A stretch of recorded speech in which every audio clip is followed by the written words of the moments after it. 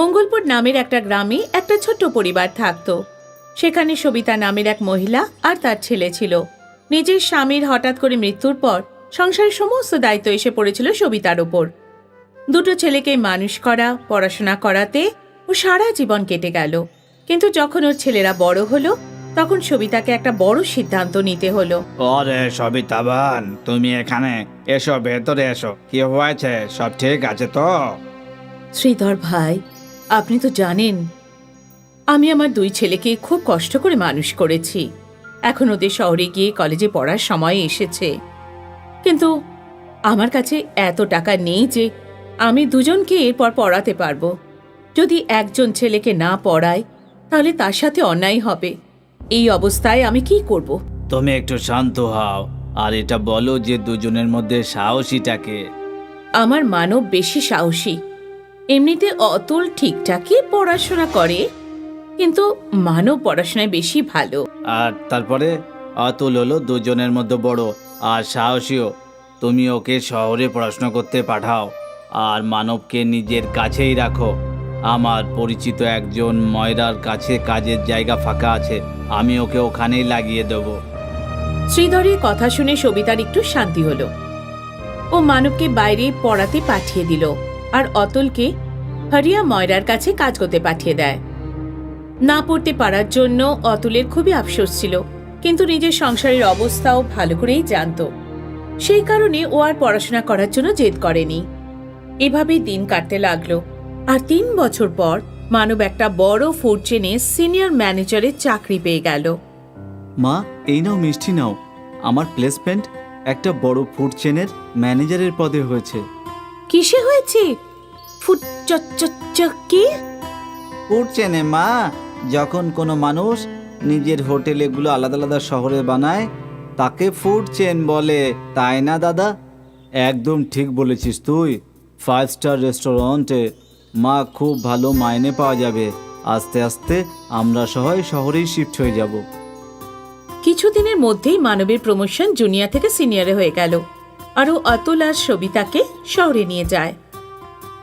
মা, কাল আমার বস ডিনার করতে আসছে। আমি যখন ওনাকে বললাম যে আমি আমার গোটা পরিবারকে ওখানে নিয়ে এসেছি, তখন উনি খুব খুশি হলেন। আরে বাহ, তাহলে ওনাকে ডেকে নিয়ে আয়, আমরাও দেখা করি তোর বসের সাথে।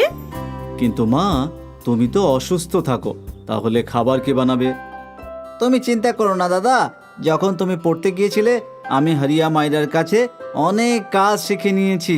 তুমি দেখো, এমন খাবার বানাবো যে খাবার খেয়ে আবার আঙুলও চাটতে থাকবে। কিন্তু একটা কথা মনে রেখো অতুল, বস হলো 5 স্টার রেস্টুরেন্টের মালিক, খাবার ওনার মতো করেই হওয়া উচিত। তুমি এসব ব্যাপার নিয়ে একদম টেনশন করো না দাদা, শুধু তুমি কাজে মন দাও, দেখবে যে খাবার খেয়েই তোমরা সবার ডাবল প্রমোশন পাক্কা। বলেই সবাই হাসাহাসি করল। পরের দিন অতুল খুব যত্ন সহকারে অনেকগুলো সুস্বাদু ব্যঞ্জন রান্না করল। দাদা, মনে হয় তোমার বস এসে গেছে, আমি দরজা খুলছি। না না অতুল, তুই ছেড়ে দে, বস ভাববে যে কেমন কাপড় পরে আছে ওর ভাই। আমি দরজা খুলছি। আর শোন, তুই ভেতরেই থাকিস, বেশি বাইরে বেরোনোর কোনো দরকার নেই। এটা শুনে অতুলের খুব মন খারাপ হয়ে গেল, আর কিছু না বলে ভেতরে গিয়ে ডাইনিং টেবিল সাজাতে থাকলো। আসুন স্যার, আসুন। নমস্কার মানব। নমস্কার স্যার, প্লিজ বসুন। ওয়াও মানব, তোমার বাড়ি তো খুবই সাজানো গোছানো। তোমার মা আর ভাই কোথায়? আমি এখনই পরিচয় করছি স্যার। মা, ও মা, বস এসেছেন। নমস্কার দাদা, কেমন আছেন আপনি? এখানে মানব, তার মা আর বস একে অপরের সাথে কথাবার্তা বলছিল, আর ওদিকে অতুল খাবার জোগাড় করতে ব্যস্ত হয়ে গেল। কিছুক্ষণ পর ওরা সবাই ডাইনিং টেবিলে ডিনার করতে এলো। টেবিলটা সাজানো গোছানো দেখে অতুলের বস খুব খুশি হয়। এক সাইডে ফর্ক, একদিকে নাইফ আর স্পুন, টিস্যু, টেবিল ক্লথ একদম পারফেক্ট ছিল। I hope you like the food sir. It's amazing. কে বানিয়েছে? আসলে ওই ও আমার ছোট ছেলে অতুল। আরে মানব, অতুল বাড়িতেই আছে? এতক্ষণ তুমি ওর সাথে আমার পরিচয় করাওনি। আসলে স্যার ওই খাবার বানাতে ব্যস্ত ছিল তো, সেই কারণে। অতুল, অতুল বাবা, এদিকে আয় তো একটু। অতুল সংকোচের সাথে বাইরে আসে। বাহ বাহ বাহ, তুমি খুব অসাধারণ খাবার বানিয়েছো। কোথা থেকে রান্নার কোর্স করেছো নাকি? আরে না না না স্যার, ও তো আমাদের গ্রামে একটা ছোট্ট ময়রার কাছে কাজ করতো, তাই একটু আধটু রান্না করে নেয়। নিজের ভাইয়ের মুখ থেকে এই শুনে অতুল আবার দুঃখী হয়ে যায় আর খাবার খেতে বসে পড়ে। যাবার আগে মানবের বস অতুলকে একটা অফার দেয়। খাবার খেয়ে খুব ভালো লাগলো। শুধু খাবারই নয়, গোটা টেবিলটা অ্যাটিকেটসও পুরো খেয়াল রেখেছো তুমি। সুনিতা ম্যাডাম, যদি আপনার খারাপ না লাগে তাহলে একটা কথা বলতে চাই। আপনার ছেলে খুবই ট্যালেন্টেড, আমাদের একজন নতুন শেফের প্রয়োজন। তাহলে কি অতুল সেখানে হেড শেফের চাকরি করাটা পছন্দ করবে? কিন্তু স্যার, অতুল তো কোনো ফর্মাল ডিগ্রি নেয়নি এর জন্য, ও তো এমনিতেই একটু আধটু করে নেয়। সেটা তোমার টেনশন নয় মানব, আমার শুধু 1 নম্বর স্বাদ চাই, আর কিছু নয়।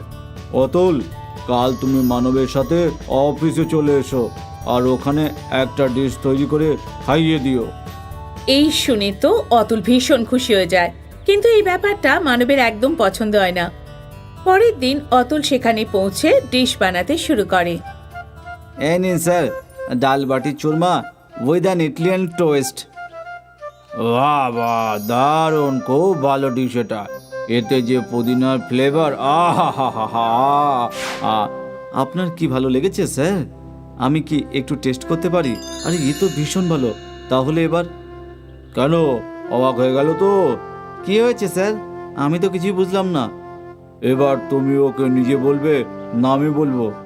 আসলে অতুল, আমি রেস্টুরেন্টের শেফকে তোমার ডিশে নুন ঝালতে মেশাতে বলেছিলাম, যাতে তুমি এখানে চাকরি না পাও। কি? হ্যাঁ, আর এই কথাটা ফোনে তুমি বলার সময় সবিতা বোন শুনে ফেলেছিল আর আগেই আমাকে জানিয়ে দিয়েছিল। ওই শেফ নিজে কিছু বলার আগেই আমি ওকে ফায়ার করে দিয়েছি। কিন্তু দাদা, এরকম কেন? আমি চাইতাম না যে তোরও আমার মতো টাকা আর লাইফস্টাইল হোক। আমি চেয়েছিলাম যে তুই এইভাবেই আমার দয়ে বেঁচে থাকবি। You R fire Manab.